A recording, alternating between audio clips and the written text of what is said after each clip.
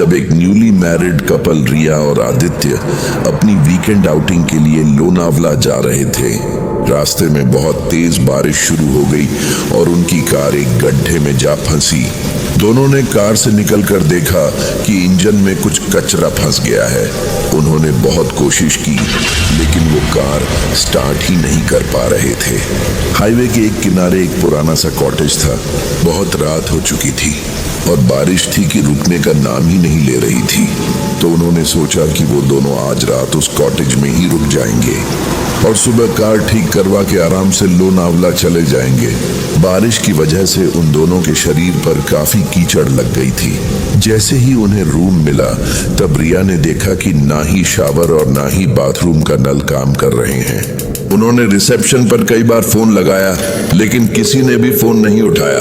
आदित्य बहुत गुस्से में नीचे रिसेप्शन तक गया।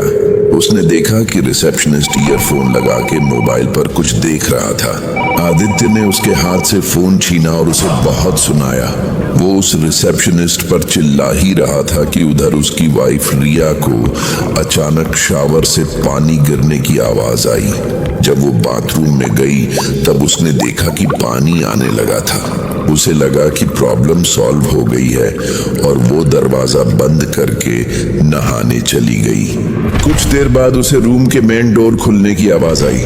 उसे लगा कि आदित्य वापस आ गया है। जब उसके बाथरूम के दरवाजे पर ठक ठक हुई उसे लगा कि आदित्य उसके बाथरूम के दरवाजे को खटखटा रहा है।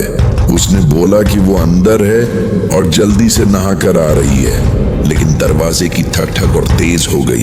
रिया को लगा कि शायद उसकी आवाज बाहर तक नहीं जा रही, तो उसने शावर बंद करने का ट्राई किया, लेकिन वो शावर बंद ही नहीं हो रहा था। अचानक उसमें से काले रंग का पानी निकलने लगा। रिया ने तुरंत अपना टॉवल पहन लिया। बाथरूम में गर्म पानी की भाप की वजह से सब धुंधला धुंधला हो गया था। रिया ने जब अपना पर्दा हटा के देखा तो उसे दिखा कि बाथरूम का दरवाजा खुला पड़ा था। उसे कुछ अजीब सा लगा। वो दरवाजा बंद करने के लिए जैसे ही आगे बढ़ी वैसे ही उसे लगा मानो जैसे पीछे से उसे किसी ने पकड़ लिया हो। बाथरूम की लाइट्स भी अचानक फिकर करने लगी। रिया ने घबराते हुए जब पीछे मुड़ के देखा तो वह सुन्न पड़ गई। उसने देखा कि शावर से निकलता हुआ काला पानी एक बहुत ही बड़ी काली परछाई में बदल गया था। रिया डर के मारे बहुत जोर से चीखी। उसकी चीख सुनते ही आदित्य भागा भागा वहां आया। उसने देखा कि बाथरूम का दरवाजा खुला पड़ा है और रिया टॉवल लपेटे नीचे फर्श पर बेहोश पड़ी है। आदित्य ने जब पर्दा हटा के देखा तो वहां कोई नहीं था, लेकिन बाथटब के एक कोने में एक चाकू पड़ा था, जिसे देखकर आदित्य पूरी तरह सहम गया।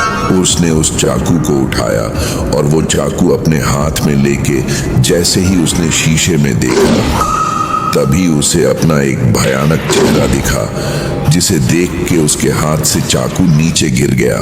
उसने वापस शीशे में देखा तो वहां कुछ नहीं था। उसने जल्दी से रिया को कपड़े पहनाकर बेड पर लेटाया। जब रिया को होश आया तो उसने पूरा किस्सा आदित्य को बताया। वो दोनों उसी रात एक कार बुलवा के वापस अपने घर आ गए। उन्हें आज तक समझ नहीं आया कि उनके साथ क्या हुआ था।